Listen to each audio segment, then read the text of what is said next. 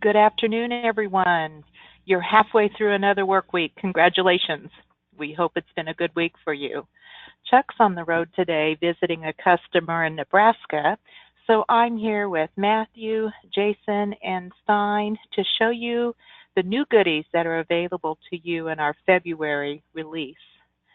Matthew was busy in January, and if I counted correctly, he has 11 new features in Student Managers.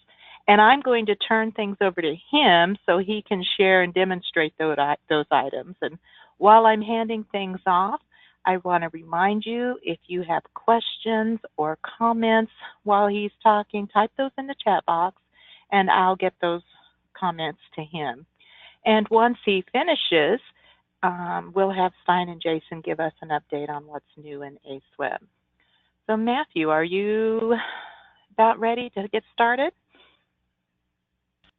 I think I am. Can you see me? All right. I am seeing your screen, and we're ready to see these new things. Thanks much.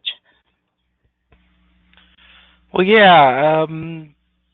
I've been busy in January, so I did get quite a few things done. I think Sharon was right with 11 items, at least. Well, there's a couple of things that I got done that are, well, not really done because they're not ready for me to show you, but making great strides for a couple of other things that will hopefully show in a later release. So let's get with what is done.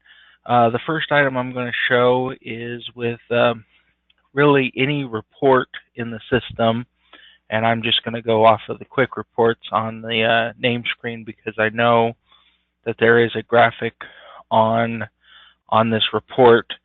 What is going to happen here is I'm getting a missing file notification here that the logo.gif is missing.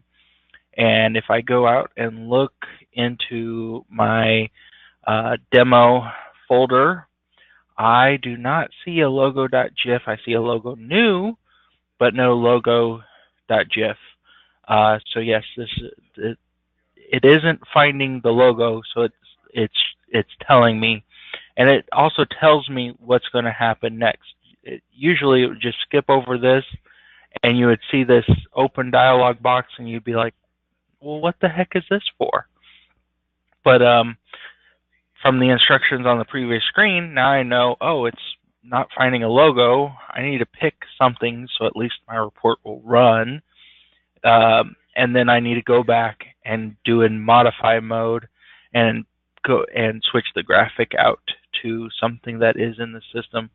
Or in my case, rename logo new back to logo.gif because that's what I did to break this feature, or break the image on the report so I could show this new pop-up. So kind of a quick and easy thing. Next thing, let me go into Jason's registrations here. One of the new things added, if I group this registration to another, over here, oh, I need to make this smaller, maybe. Yeah, course time and course date over here are now added on the grouping screen, so you can see that. So if you've I can't remember who asked for this, but anyway, that was important to somebody with grouping, so we've now added that. The next thing is kind of a global thing, so I'm going to kind of just show in a couple of areas here. If I open up the quick email thing, or quick email screen, and I start adding an attachment, let's do this. Maybe add another item, ace.bmp. Okay, so with my list of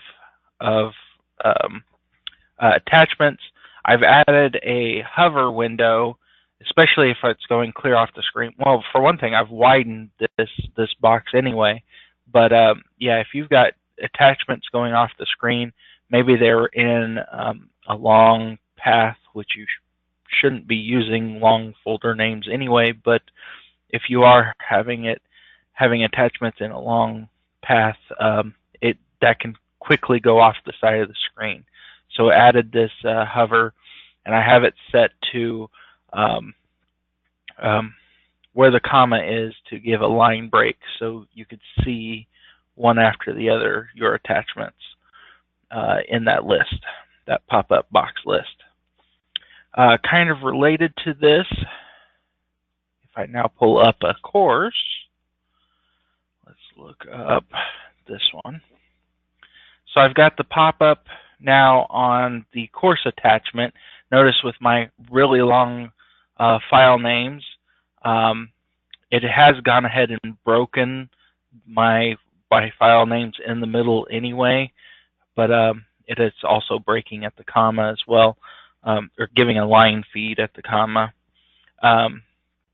Well, before 60, you couldn't have attachments this long. It would chop off before this. We've expanded this field to 250 characters so that you can put longer folder names, even though you really should be putting attachments as a subfolder in Manager, especially those of you using ACEware.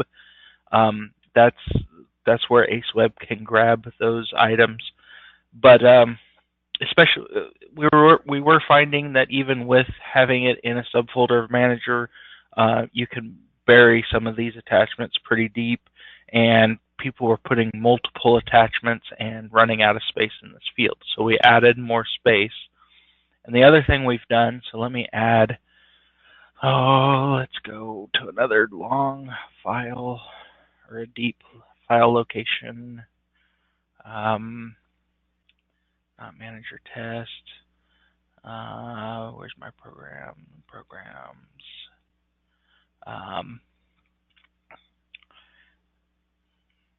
It doesn't matter too much, but let me get into Visual Fox Pro. Graphics is a good area. Cursors, maybe. So if I add this cursor, well, it added it. So let me add another one. Bullseye. I've hit the 250 character limit.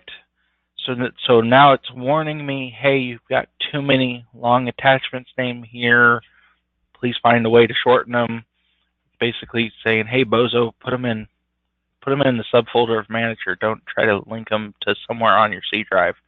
But what it also is going to do, notice it added that first cursor, but that second cursor that I selected, it did not add to my attachment list.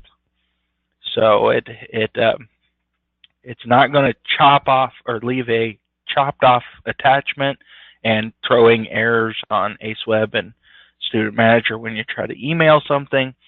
So that has so we're helping you out quite a bit here. So Matthew, can you clarify? We have a question here. You can add attachments to a course, and it's automatically then going to be attached to their email confirmation for that course. You don't have to add that separately. Right. Right. Email confirmations from both ACEware and Student Manager is what the attachment automatically attaches to. I think also somewhere else too. Maybe in the mass. You got a great big sweet comment on that one. So. Okay. All right. Next item. Workshop dates. Okay, let me find a workshop. I've got one right here. Let me see the workshops. So I've got a date here on my first workshop of 4:30. Well, let me go ahead and clone this. Alt F1. I've probably cloned this too many times, but let's try 19 ACE. Would you like to clone workshop records? Yes. And save it.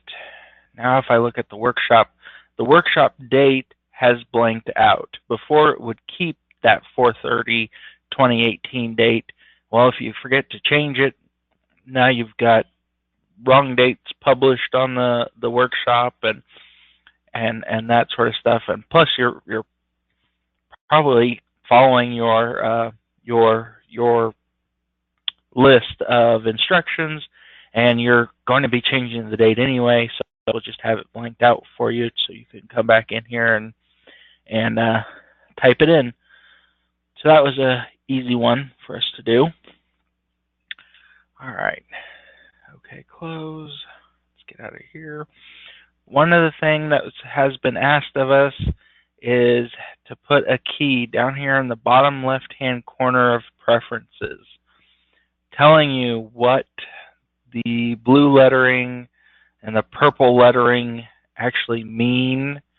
So your blue is the global preferences. It applies to everybody in Student Manager. Only administrators can change those. A black is user by user preference, so the users can change those, assuming they have the ability to change their own preferences. That's set up in password maintenance. The purple is, it is user by user, but an admin has to go in to change it for you. So either through, if the user is not an admin, then they have to, the admin has to go into password maintenance, find whoever needs the other preference, and then go into edit preferences for that person and turn on one of these purple items. I think that only applies to, yeah, there's the pay and register. I don't think there's any other purple ones. So those are the only ones. So nice little handy key there, bottom left-hand corner. It stays on no matter which tab you're on. Since I'm in preferences, we have a new preference that's lock edit of registration fee. So what this does is, if I'm adding a new registration, add registration, add, let's put, I don't know who's on in here. All right, Tom Jones, I've just added him. I can, at this point, change his fee. So he's a staff fee person. Once I save, because I've got that preference turned on, now I can't change the registration fee. It is locked from being able to change. So if you've got audit issues at your place and you need to make sure that nobody in your office is changing these registrations after the fact, or changing the amount of the registrations after the fact, obviously you can still do a fee adjustment, so you can add additional charges through that mechanism, but the actual price of the registration itself isn't changing. You're changing the price with fee adjustments. So I have a question for you, Matthew, while you're on this screen. If you're an admin, can you override that? Well, it's a user by user preference, or no, yeah. Hold on. Lock edit. No, it isn't. It is global. No, it's across the board. It is for everybody. There is no mechanism as of yet to get around undoing it. Of course, if you're an admin, go in, turn off the preference, go make your change, go back in and turn it back on. But, you know, just realize if your place is having those audit issues, you're circumventing the audit. So, yeah, I don't know what to tell you in that case. So yes, there's a way around it, but probably not what it was intended for. All right, one of the things that has been asked for, and module, courses, clone room. So what this tool does is it takes all the room use records from a particular course, duplicates them into the same date, but you can assign a different room to them. So if you've got a course that is taking up 2 different rooms, you put one room already in the course, then you come in here to the clone room tool and assign it to a second room. So if I get, what was that course? So I hit Alt F1, by the way, to get me my last course that I was messing with. So it's brought it back up. It's only on 2 sessions anyway, but they're taking place in ACEware headquarters. Well, ACEware headquarters only has 1 room, but let's say I also want to book Beaver Creek Lodge next to ACEware headquarters. I don't know. So if I say OK, if you continue, it's going to create another set of room use records for Beaver Creek Lodge, mirroring the times and dates. So if I come back here, F1 to get me back my course, room use. So now I've got ACEware headquarters and Beaver Creek Lodge set up, both taking up the dates. Now, one of the things that's going to be a change with 60, and partly because of this, is prior, the session count would be the number of room use records in the system. So for this, it used to say 4. Now I have it set to count the number of dates. So it's only occurring on 2 dates, so that's why the session count is still 2. So that is a change in behavior, but I think that's more in line with the way sessions work for people. And yeah, I think that's going to work. So, any questions with that? Not with that, but could you go back to the preference screen where you were talking about locking registration fees, please? Mm-hmm.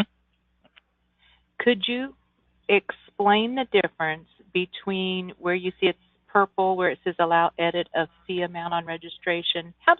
Explain how that differs from this new feature you've added in, please. So that's just the fee amount. That's not the entire registration fee. So changing it from staff to a registration fee. The allow edit would be you can change the registration fee of $400. It's now, I don't know, $350 because you just went up there and changed it. That is a big audit no-no, but yeah, some people do want that, and that's why it's only administrators can change and only on user-by-user options. So that's does that make sense?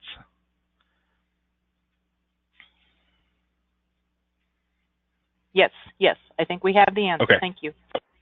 Okay. Next thing. Let me go to Can you wait just a second? Can you go back to the room cloning? Sure. Okay.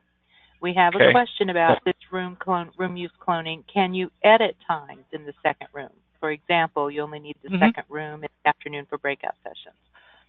Yeah. Can you demonstrate? Yep. So if I go in here, so Beaver Creek, this one, maybe it's the after party. So if I roll this up to 17, go to 21, and tab. So 5 p.m. to 9 p.m. I could also do this one, 17 to, maybe we're only going to 8 p.m. on the second day. You can change the times and whatever else you need to. The session date or the sessions count is still not going to change because it's seeing the date as being one date. Work? Thank you much. Okay. Next thing. Okay. Deadbeat. So this is with export to file, or at least that's what I'm going to show first. Let me get 18S. So export data selector, maybe I'd need course name, begin, end, who knows, session count.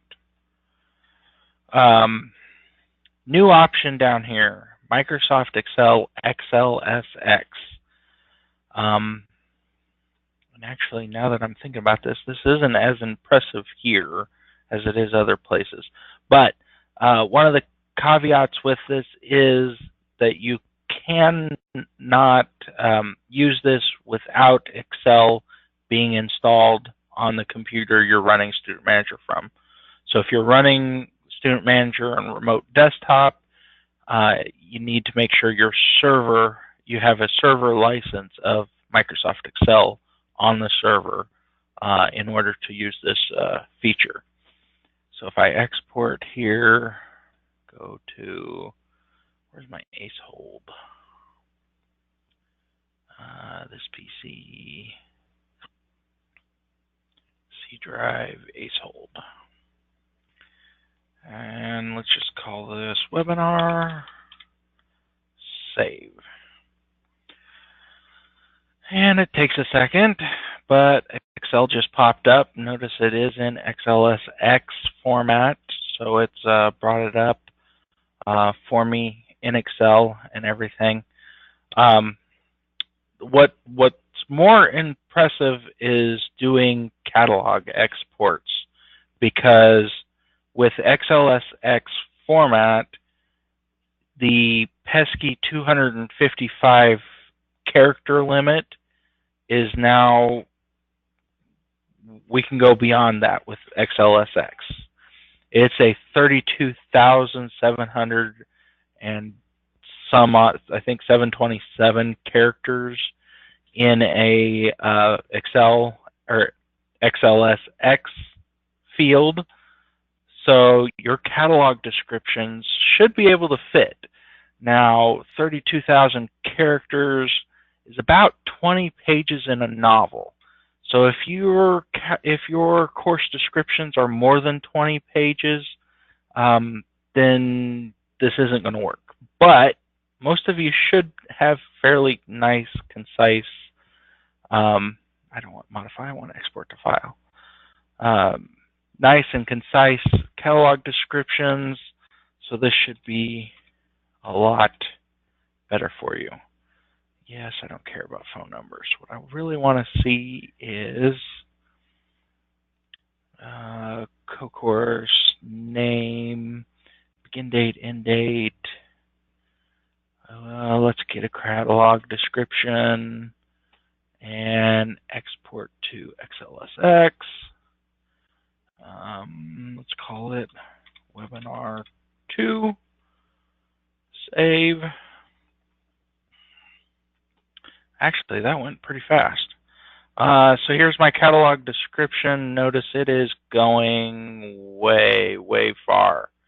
So before, the only way you could get catalog descriptions out of Student Manager was using the DBF format. Well, that doesn't work with the new versions. It used to be you'd have to do a mail merge into the new version of Word, or into Word, but with the new version of Word, they don't read DBFs anymore.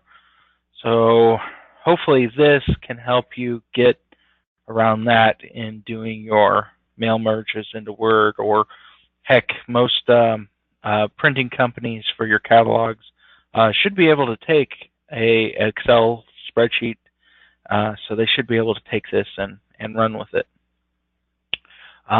The other thing with this, and I'm not going to show it, but the copy to XLS function can now do XLSX as well. So if you've got reports set up with that, or if, well, maybe you guys don't know about the copy to XLS. Why is that not working? My help launcher is not working. Why isn't?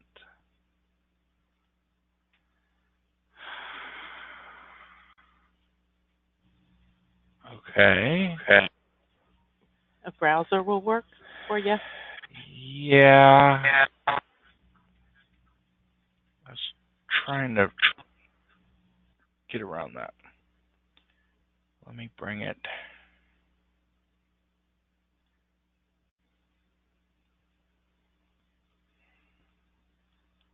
Yeah, it's because I've got too many things with Chrome. All right, Student Manager Help. Copy to XLS. And so this is with a just screen, Matthew. We're not seeing you. We're not with you. You should. I moved it over to my left screen. I'm seeing it. Okay, there. Now, maybe I'm just behind everybody else. Thank you. Okay. So copy to XLS, you put this in a just after on your report. And Cheryl has already updated this to show that we can use the new XLSX format. Way to go, Cheryl. So if you were wanting maybe everything in your catalog or all the fields out of your catalog to go in an XLSX format, use this last option, but change CSV to XLSX, and you'll get everything out from whatever report you're running. So next one. Speaking of reports, this is a change with income and enrollment summary for those of you who do this. Let me modify the default report. 18, sure. All right, so the new thing, let's see, data environment.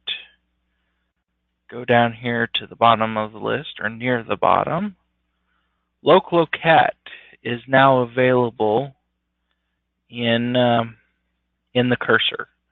So you don't have to use a function to pull in the location of a course. You can just have it right in the report. Apparently some of these don't have locations, but ACEware headquarters down here, Nebraska Center, down at these bottom, or the bottom course. So for those of you who need to see location on this report, it's now available. So let's get out of here. I didn't save. Last thing on my list, and hopefully it's the granddaddy of all of them for January at least. Let me look up what the concept that was asked for was being able, a firm being able to use escrow from, wherever it may be. So in this case, I've got Jason's record here, and I've got an escrow of $230. Notice the payer name is the firm, so that's one of the things that links this here. So if I abandon this, I've got Chuck with, well, Chuck is ACEware Systems Inc., but edit registration, find, let's see, 17. Yeah, so he's got a bunch still due here. Well, the company wants to pay this registration. So if I come in here to payments, the new button down here is the firm escrow. And it shows me that there's $230 sitting in there from, well, it doesn't say from Jason's record, but I know it's from Jason's record. So if I apply the firm escrow, it brings over that escrow information. I've got additional notes here. It does give me the name ID from where the payment originated in this case. So I can save this. He still has, or the company still, whoever still owes $65 on this. But if I go back and look at Jason's record, he no longer has escrow money. It's gone. It was pulled out by that firm escrow button. So, is there clapping and cheers, Sharon? I don't know. Questions? We see, just a second here. Let's take a look here. Lots of clapping is what I'm seeing. So awesome. So this has been a long-awaited new feature. Thank you, Matthew. Hooray! You're getting lots of that from, there's no emojis, but there's lots of words here going. So thank you, Matthew. No problem. Okay. I'm not seeing any other questions right now. Oh, yes, I do. Can I run a report to show escrow amounts by firm? Yeah, that'd be query by firm or payer name equals whatever firm name, or I guess you just list payer name. Yes, the short answer is yes. The short answer is yes. If you don't know how to build a query to do that, get with your technician and we can get it done. Yes. Well, Matthew, we are super excited about all of the work you did this past month. Thank you very much. And we have some changes in ACEware as well. Some of them are so big we have to attach an entire webinar to it, but I will let Jason tell you all about that. Thank you. As Sharon said, we do have a couple of new things in ACEware Build 48. One of the first ones is the ability for ACEware to automatically add a person to a waitlist for a course if the course that they're trying to enroll in fills up while that course is in their enrollment card.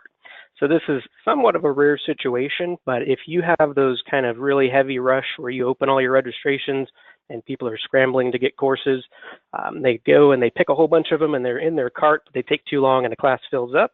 Well, at this point, as long as you update to 48 and you have waitlisting enabled in your ACEware INI settings, then in those circumstances, that person will actually be added to the waitlist of the course instead of it failing the entire registration process. So that's kind of a cool new thing. The other really big thing that we've expanded on in 48 is with staff web access. Sharon, I don't know if you want to do a poll and see how many people are using the staff web access right now, because it's been in since build 38, I believe. And we have added some new features that I think are going to be really cool. I was going to ask that same question, Jason. So if you are already using staff web access, will you raise your hands for me so I can see who's all doing that? Let me look here. Not too many yet, Jason. So okay. Well, if you're not familiar with up until this build, the current features of staff web access limited you to logging in via your staff web access link. Sharon, I'm getting some feedback. Are you hearing that? Testing. Okay, I think that's better. So with the current staff web access, you could log in to your staff web access link with your student manager credentials, and you would be able to look up a student. You'd be able to log in as that student without needing their password, which was really cool. So you could take this, with a laptop to a conference as long as you had an internet connection and you could access your ACEware admin page. Then you could log in as staff, look up a student, or create a new student record, log in as that student, and then register them for classes. In fact, if you have proxy registration enabled, you could even log in as them, and then have them register other people. So you could take all of that in one payment. It's a really cool feature that Staff Web Access has already had in there. What we're expanding on that is the ability to still log in as a staff member, but be able to use the functions and features of super instructors. So you wouldn't actually be logging in as an instructor, you're still logging in as staff, but you're going to get access to view those course rosters, view the attendance sheets, print rosters. You're going to see extra information that a super instructor would not see, such as the number of canceled registrations in a class. You're going to be able to see the fee details on the course. And in some instances, if it's enabled and you have the right access levels, you can even enter grades from that staff access. So really cool expansion of that feature. And we're going to talk about that in depth on the 15th. So if you really want to find out everything you can do with Staff Web Access and how to set it up and how to use it, then join us for that webinar. I believe Sharon probably has a slide that kind of gives the details on that, but really looking forward to it. I think that and right now you're seeing, did I miss anything? Nope, his mic might be muted. Yeah, I'm here. Did the question was there anything else? What? Yeah, if you had anything else to add, sorry. No. Okay. So you should be seeing right now information on our webinar for next Thursday. There was an email on Monday about registering, and we'll send out another one so you can just have a link to register, or you can go to our website and go to our events page to click and register for that webinar next Thursday, I guess. And while you're on our events page registering for next week's webinar, go ahead and sign up for conference too. We are working on the agenda, and I hope to have a tentative agenda in place by the end of next week for everybody to see the sessions there. And if you have questions about what your scholarship is, just drop me an email and I'll be glad to help you out with that. So I am not seeing any other questions at this point. So you know how to reach us if you think of something after the webinar. But until then, I'll say goodbye to everybody, and we appreciate you joining us today, and have a good weekend that's coming up. Take care, everyone. Bye-bye.